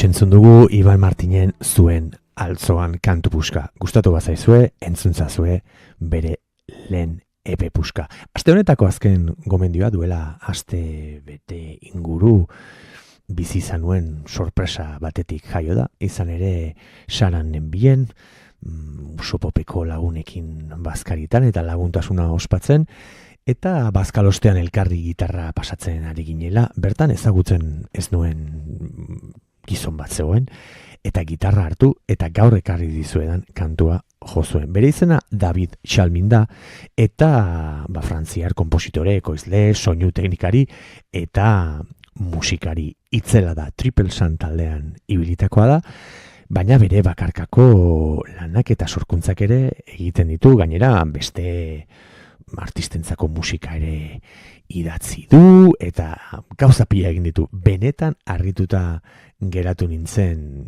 nire aurrean jo zuen kantu horrekin, Particle 6 izena du, eta gainera gaur ekarri dizuedan grabazioa, Katia eta Mariel Labekekin, eta Bryce Dessner ezagunarekin grabatutako bertsioa da.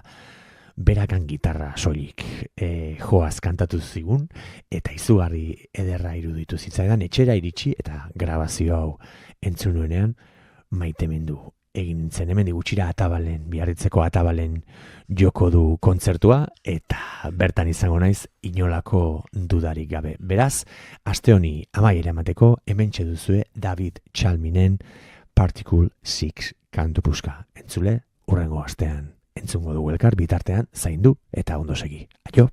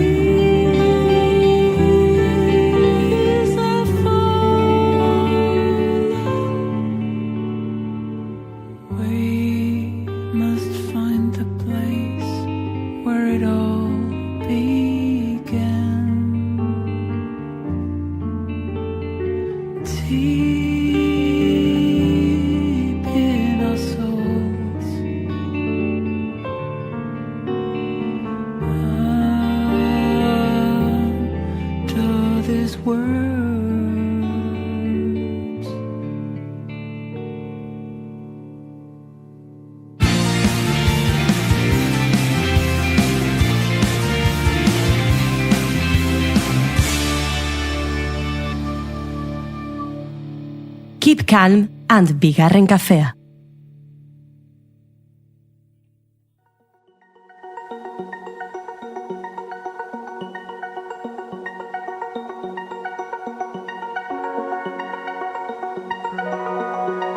Bueltaka oean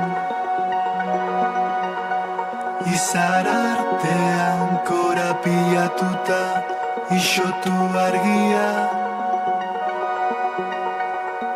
isilduko te da burua. Izarrak hortzian, ilargi betea distiran, maitasun gauak apaintzeko. Baina bueltaka nago oean, izara artean korapiatuta. Isilduko ote da burua? Lo ezin, une egonezinak, lo ezin, dena bueltaka. Eta eguzkia sartuko ez balitz? Egun berria iragartzen duen egun sentirik gabe? Berriz noiz hasi jakin gabe? Tira, hobe da ez ere zulertzea. Ez alda hobe, dibagatzea, erratzea.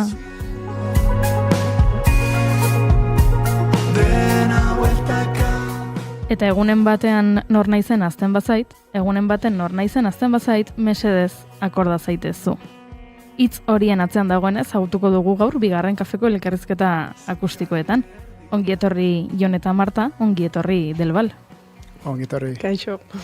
Egunon bioi, bueno, pozez hemen zaudetelako egia esan dena kontatzen hasita kontatuko dugu, jabete batzuk atzera egin genuela lehen harreman hori Delbal gurean eukitzeko, jabete pare bat edo 3 izango dira, ezta? Izango dira, bai. Eta orduan Jonek esan zigun, bueno, Martarekin itzingo dut, prestatu behar dugu zerbait han behar bezala aritzeko, eta iritsi da eguna, eta prestatu duzu, guk soinu frogetan dagoeneko entzun dugu, entzuleek laister entzun ahal izango dute, baina tira, gure laborategira ekarri duzuen formatu hau ere, bada Delbal, naiz eta orain arte igual etzen, edo behintzat lan bat exigitu dizuen gurera egokitze honek. Hoixe, gure izan dugu formatu berri batekin etortzia, ze berez bateriak eta gitarra jotzen dugu, zuzenekotan, baina zehose intimua lortzeko, besti pare bat moldatu egin ditugu, eta holan, doinu txil tranquiltxo bat emontzegu.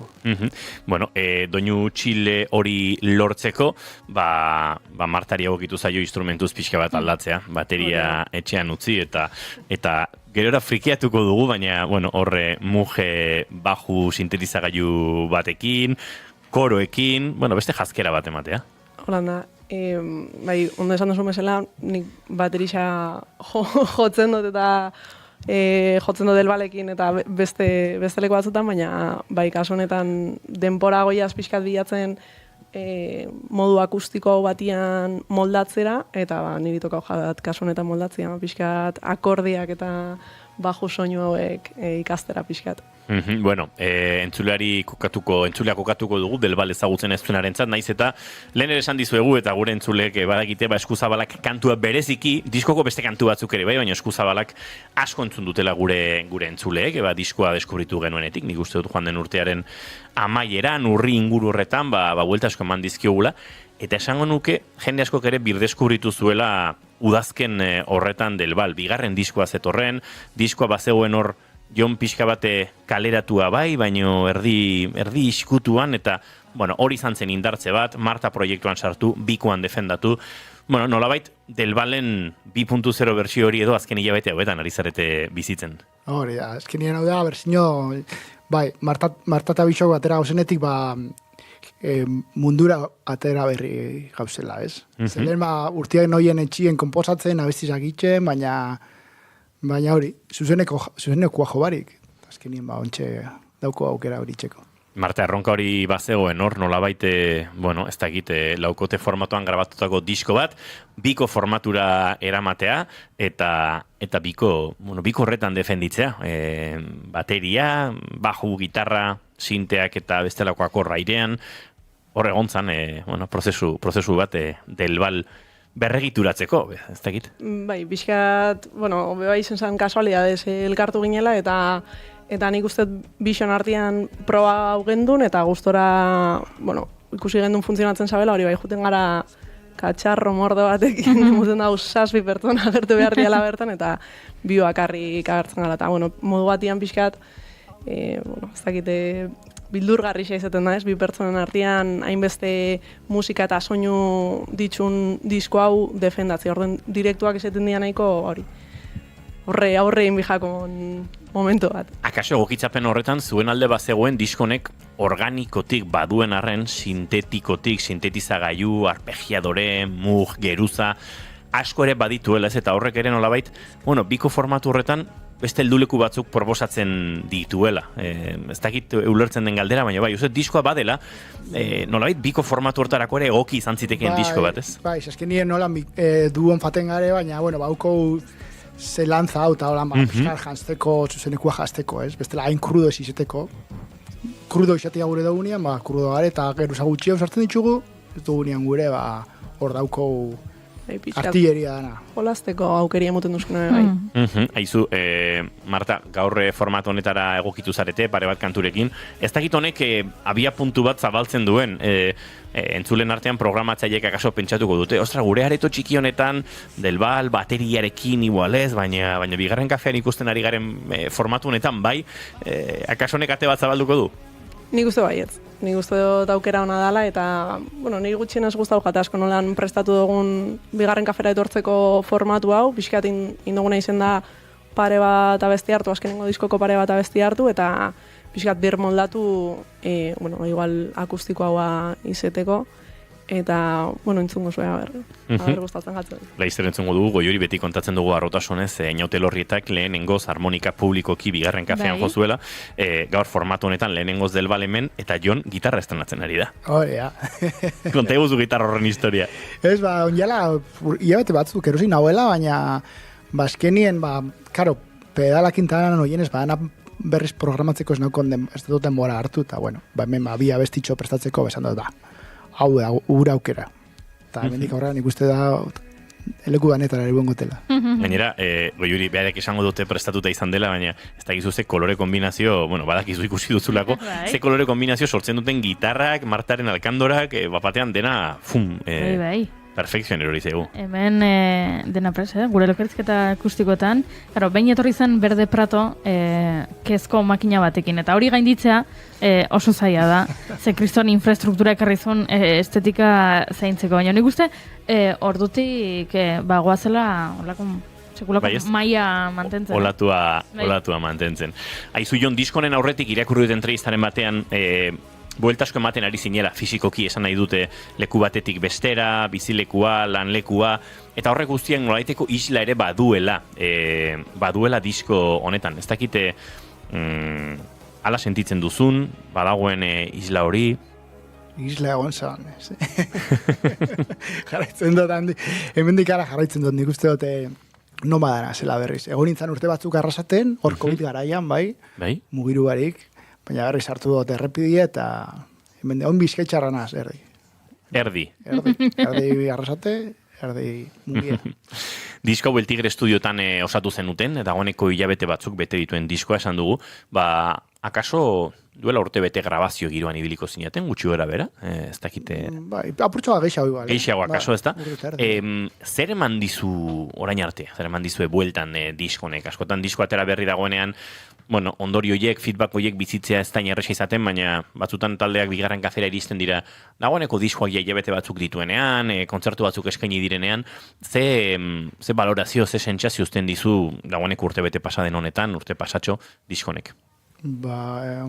Nahiko txapore hona itxidozta. Ze hori zuzenekua jotzerakoan eta jendia gustora dago abestitxak entzuten, eta nik berriz entzutian, ze batzuten ez entzuten, beste abesti barrixak komposatzen nahi, eta igual atzera botata, eta batzutan eskatzu guztetan indozuna, beste batzutan bai, eta kasu honetan nahiko sensazio politxak.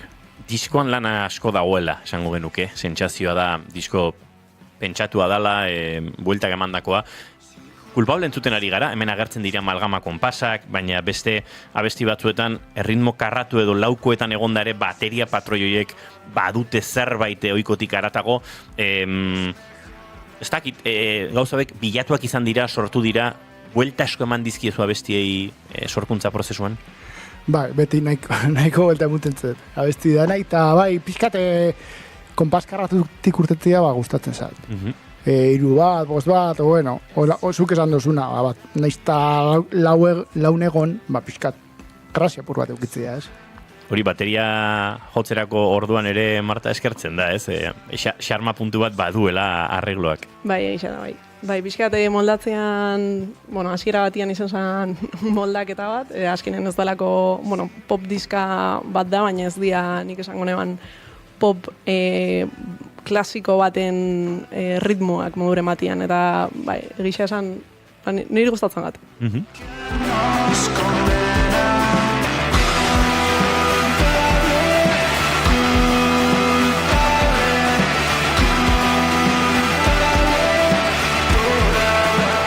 Nahiaren tia bidemen balego goiuri harriko gintuzke, kontatzen. Bai, eta azken aldian, aspaldian, ez du egin alerta friki. Alerta friki da, nik egiten dut, badezpada, ze gonbidatuak musikariak direnean eta hizketan hasten direnean musikaz, Inigo hasten da musikaz hizketan eta musikarisen ateratzen zaio, eta orduan nik egin behar dut pixka bat, entzule rasoaren papera, eta orduan alerta frikia aktibatzen dugu. Ez kauda, friki. Ez, oso ondo. Nahiko txukunari gara. Ez, asko gustatu zait konpas karratuetatik irtetea gustatzen zaiola. Konpas karratu, gero begiratu beratea zer den konpas karratu bat.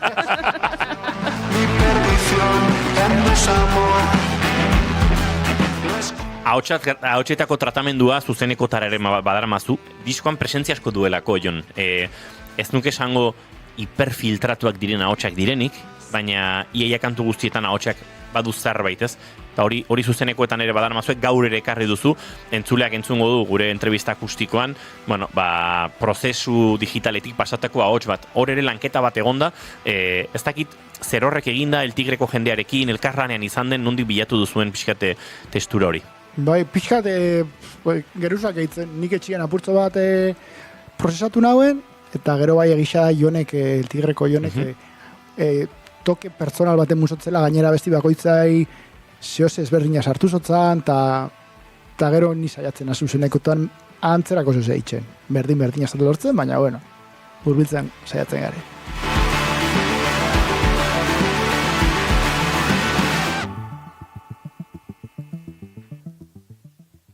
Goiuri, nik uste dut hemen asko ari garela izketan, baina igual lehen kantu bat ere eskatu behar diegula Marta eta Joni.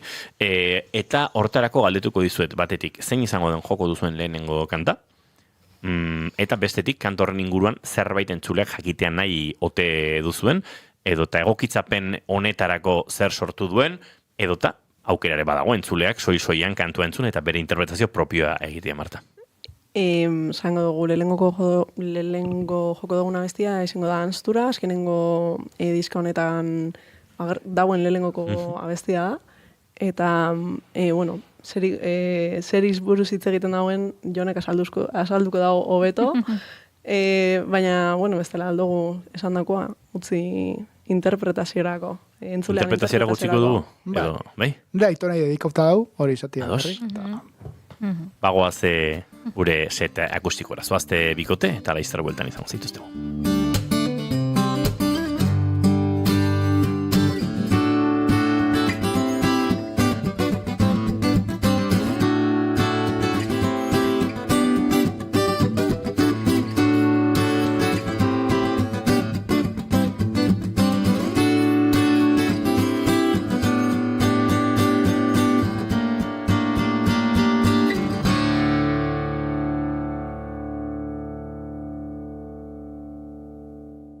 Bigarren kafearen elkarrizketa akustikoetan, Del Val eta euren bigarren disko zabaltzen duen Anstura nahi duzuenean bikote.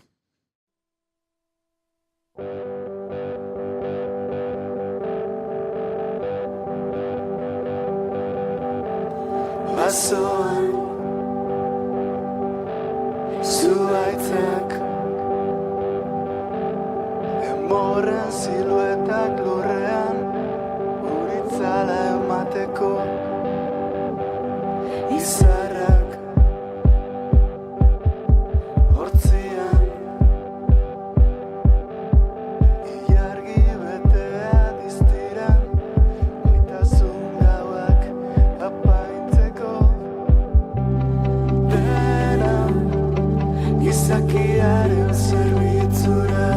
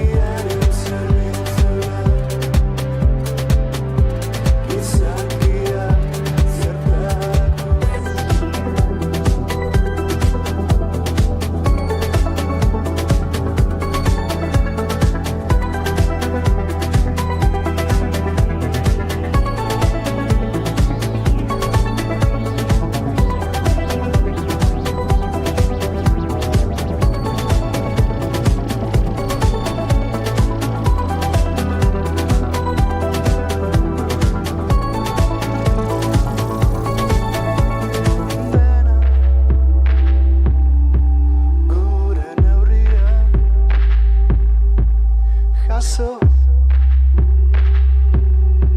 baina ez eman. Eskuak zabaltzea, ez da eskuzabal izatea. Eskuak zabaltzea, ez da eskuzabal izatea. Dena, gizakiaren zerbitzura. Gizakia zertarako.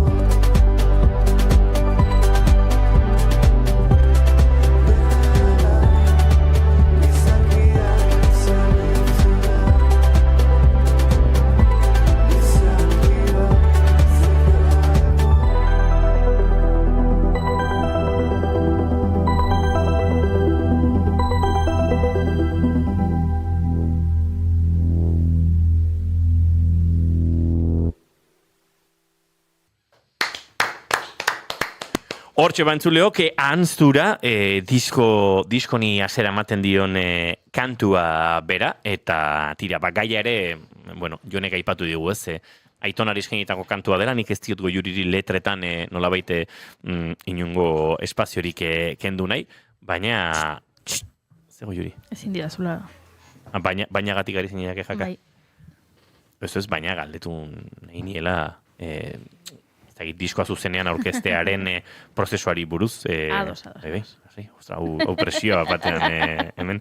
Tira, esan dagoa diskoa laukotean grabatu zenuten, lehen ere kontatu dugu, egon zela hor egokitzapen bat lehenik, Erik Deza, Ruben Sánchez eta Germán Ruiz Alejose izan zenituen Jon Bidelagun, baina diskoa nolabait kaleratu eta zuzenekoak gertatzen asterako Marta gertu zen bertan, eta horrek kokatu zaituzte bat holtzetan lehen aipatu dugu. Biko formatoan, traste askorekin, baina energia askorekin ere bai, nik ez dute uki aukera orainik zuzenean ikusteko, baina baditut ikusi zaituzten lagunak, eta nolabait, zuzeneko horrek bikoan energia asko mantentzen duela. Hori da nolabaiteko titularra eman izan didatena. Ez dakite adosta beten honekin. Bai, ez duzte dut. Zaskenian batzutan gertatu izan jatena da, duo formatuan goi ez, eta gendiak uste dago gaia zela en plan akustiko, edo ez dakiz pentsetan dagoen. Eta gero, eltzen gare horra traste guztixekin, gainera raiderra bidalitxak, katxarro danekin, eta nahi bakarri zari, eta azkenien energia berdina dela esango neuke, nahiz ta bifan. Bai, egisa da, gutxienez nik jasotako feedbacka bai izan dela, bizkat, nire kasuan gutxienez bai, bildur bat edo beti da, azkenean bi pertsonen artean zerbait defendatzea ez dela erresa izaten, baina gutxienez jaso dugun feedbacka generalian positiboa izan da. Nekiko, energiarekiko eta, showarekiko, zaneke. Juegos de palabras sin esperar un significado, sumergirte en películas, libros y no entender nada, pero sentirte hipnotizado.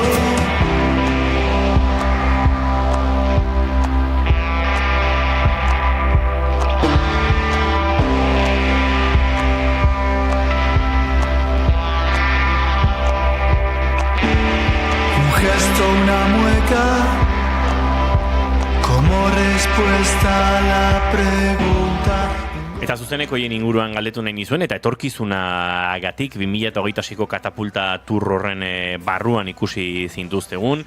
Nolabait horrek ere ematen du pixka bat proiektuan mugitzeko aukera, ez dakite Marta, Jon, zuek nahi duzuenak. Zein den nolabait apiriaren bukaera honetan gaudela, etorkizun hurbilekoa, zer eman dizuen katapultaturrean egoteak, konta iguzuen. Bai, placer bat izan da, katapultan parte hartu alizetie. Ondion ez dugu kontzerturik jo katapultuakoak? Ondion ez. Dauko bat oin, ez dakitxu, da partien, eta irailerako jarri duzkue danak. Así que ondo, gainera gauzko eroin kontzertuak jalotuta, así que gero ya bueltarako pres gauz. Marta, konta iguzu, pixka bat zein diren urrengo kontzertu horiek, uda osterako plan horiek, konta daitekeena, hemen bata bestari begira da biltza, bestela jontzuk erantzun, Egia esan, ez dauket buruan zeintzu dien urrengo datozenak, egia esan urte hasiera bai izan dela nahiko fuertia modure matien esateko, zei urtarrien 2-3 bat kontzertu ingendun, eta 3 hilabetetan, hilabetero pare bat kontzertu auki dugu, orduen egisa da hasiera nahiko potentia auki dugula, positiboa dela hori. Egisa esan pixkat, denpora batxo bat hartu dugu lasaia hartzeko, bigarren kafera etorteko, pixkat bai etorkizunean buelta bat emuteko nolan plantea nahi dugun, zer egin nahi dugun, eta egisa esan kontzertuak ditut pixkat urrutia, ez ninguen horreitan bentzetan, Jon, igual zuke publi geisha bat. Duela gutxi ikaten eban aritu zarete Bilbon? Oso posik karrera egin, zego ditxu 15 kontzertu, 15 bat, edo bauzko beste batzutan baseitxu gara purtso baz, abesti barrixak komposatzen tabe bagabiz, eta hortarako azkenian zuzenekotan zauzenien bai komposaketa izten oso alde batera, eta guro ero udazkenian berriz grabau, así que dauko golan kontzertutxo bat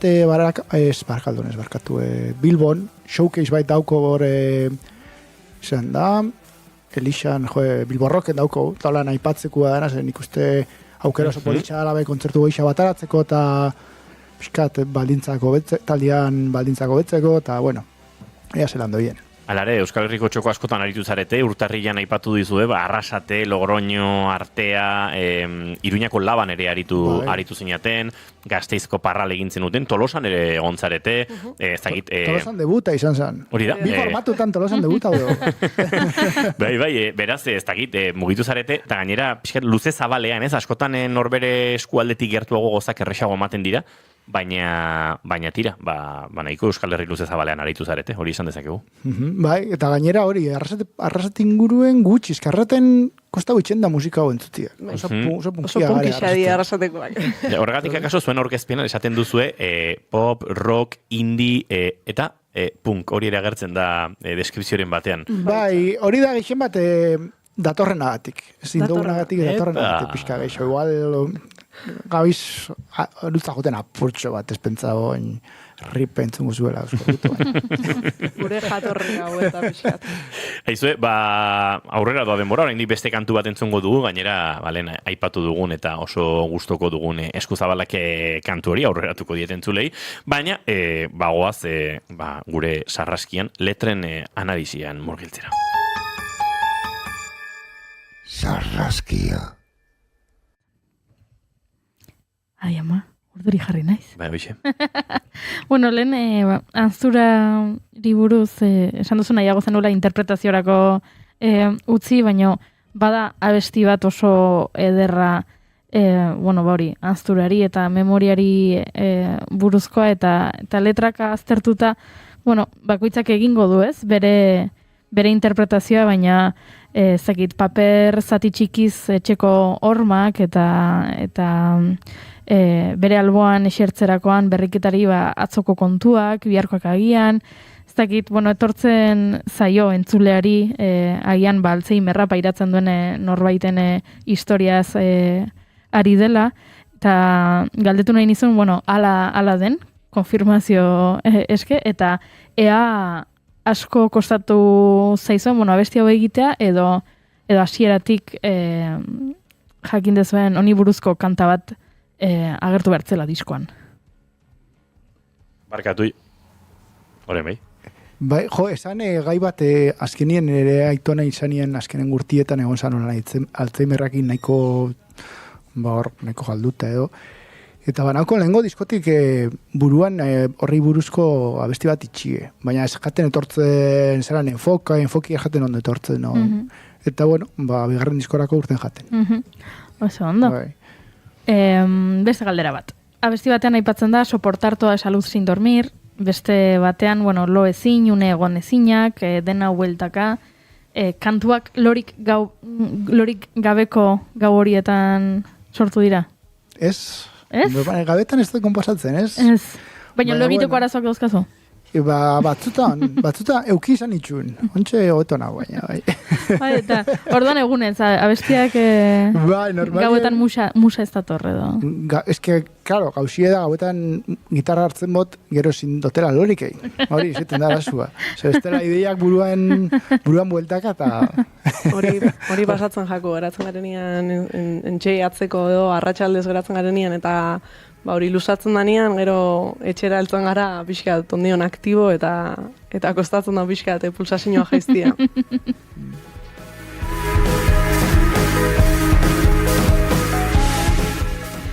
Horrela, batzutan zuzenago bestetan zeharka, baino hainbat abestitan agertzen da, edo aipatzen da, aukeratzen dugula, ustez aukeratzen dugula, que creemos elegir, eta edo beste, batzutan ez, aukera bakarra dagola. Uste duzue bakoitza bere patuaren jabe dela, edo, ez dakit, horrela, ja idatzita dagoen gidoi bat interpretatzen ari garela? Ez dut uste. Uste dut aukeratzeko aukeria dagoela, ez?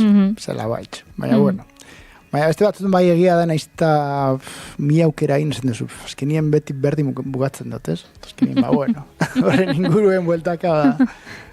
Hausnarketa,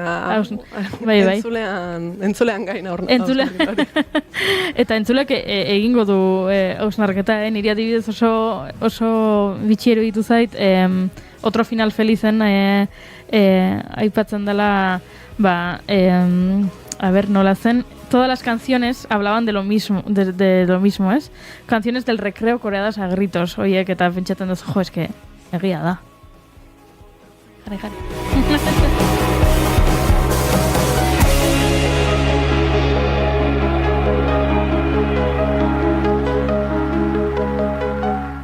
Eta mundo transparenteri buruz ere galdetu nahi dut, ze hemen, badaude horrela esaldi potente batzuk, ez? Como caímos en la red como bárbaros, uste duzue galdu dugula sekretuak edukitzeko eta sekretuak gordetzeko gaitasuna?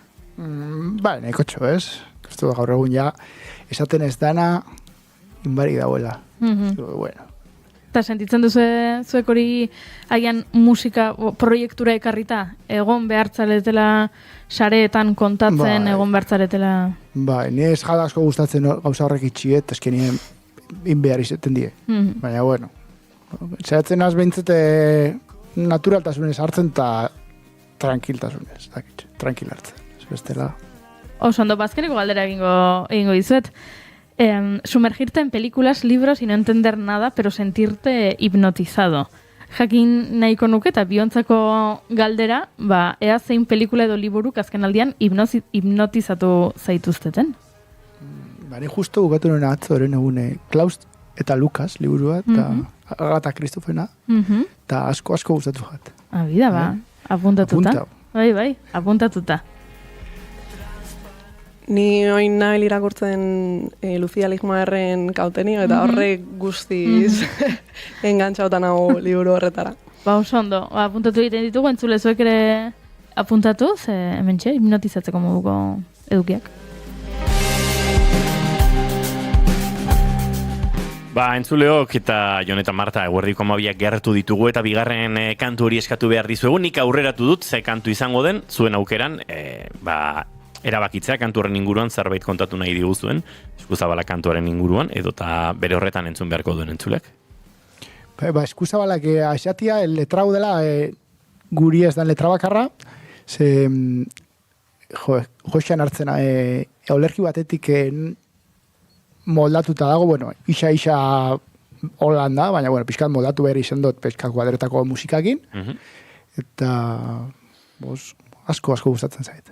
Bikote, mila esker gaur gurera hurbiltzeagatik, hurrengo kontzertu horietan laizter ikusteko aukera badugun, eta zoazte Eskuzabalak hori eskaintzera eguerdiko amabidara bide honetan. Eskerrik asko zuei.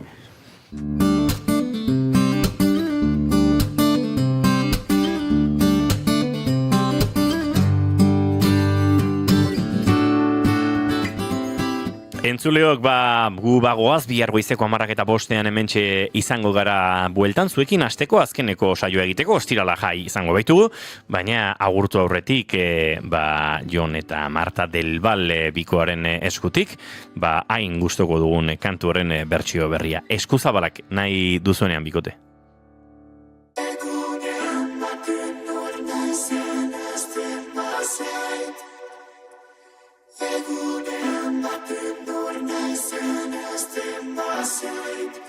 Mesedez akorda zaituzu.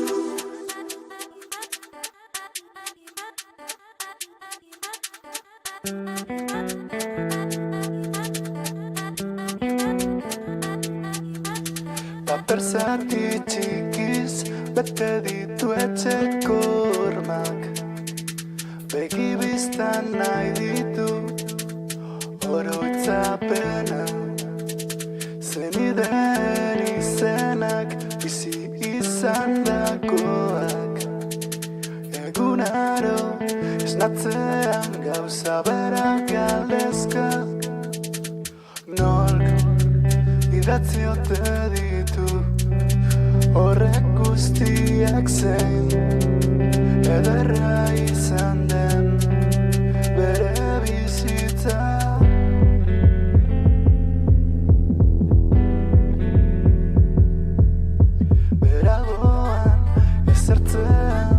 Berriketari atzoko kontuak biharko agian betirako lagunak gaurkoa posta xola mundu ontaz azpendu da bidaiatuz denboran nahi duko lastu aitronak no demontreote dago esan ametsak errealitatea baino egiako direla egunen baten hor naizen azten bazak egunen baten hor naizen azten bazak mesedez akorda zaituzu.